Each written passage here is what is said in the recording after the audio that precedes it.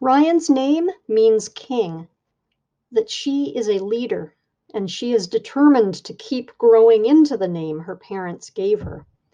She is all about trying to see the best in people, to be a good daughter, sister, and friend. But Ryan has a lot on her mind. For instance, Dad finally has a new job, even though money is still tight. That means moving into a new, old house, and Dad working the night shift. And with the fourth grade talent show coming up, Ryan wonders what talent she can perform on stage in front of everyone without freezing. As even more changes and challenges come her way, Ryan always finds a way forward and shows she is a girl who knows how to glow. For First Chapter Friday, here is a look at Ways to Make Sunshine by Renee Watson. This book was the winner in 2021 of the Kids Book Choice Award in the category of Best Book for grades 3 and 4. Ways to Make Sunshine. I am a girl with a name that a lot of boys have. So when the substitute teacher takes roll and calls out, "Ryan," she looks surprised when I answer. I wish Ms. Colby were here. Ms. Colby doesn't even need to take roll anymore because it is the first day of March and she's been teaching us for 6 months. So she can tell who is here and who is not just by looking across the room. Ms. Colby always starts the day off with our thumbs up, thumbs down, somewhere in the middle check-in. This substitute teacher doesn't do any of that, and so I don't get to show my thumbs up for making perfect scrambled eggs and toast this morning. I wonder why Ms. Colby didn't leave a note for the sub with a list of do's and don'ts, like, don't call Devontae, call him D, and don't look so shocked when a girl raises her hand when you call out for Ryan.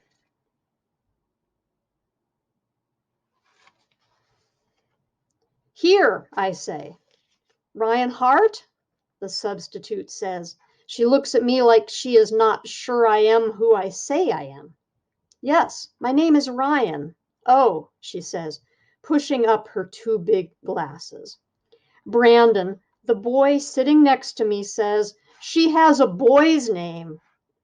I roll my eyes at him because no one is talking to him and he needs to mind his own business.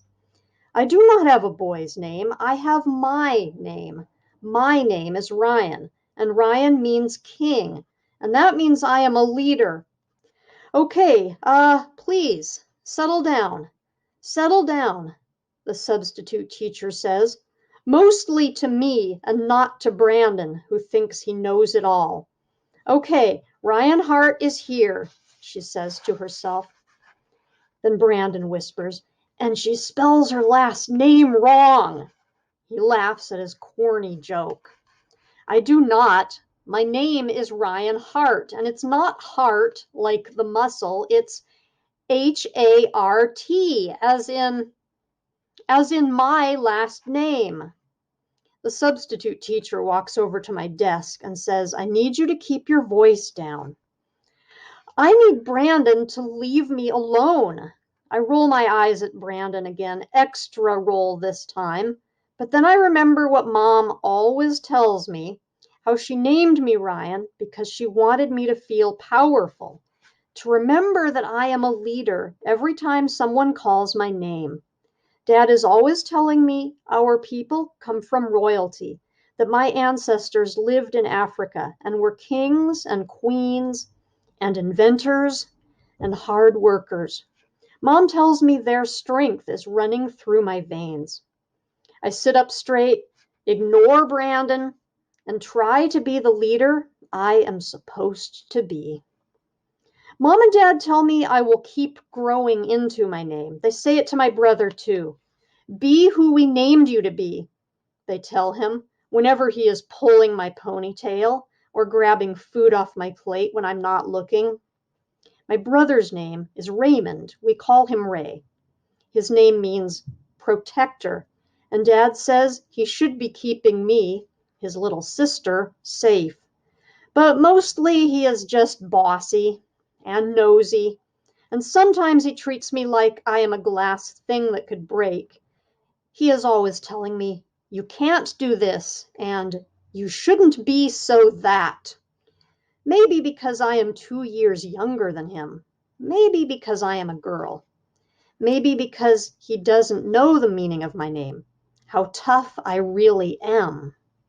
Maybe he doesn't realize that I can do and be anything. And this has been a preview of ways to make sunshine.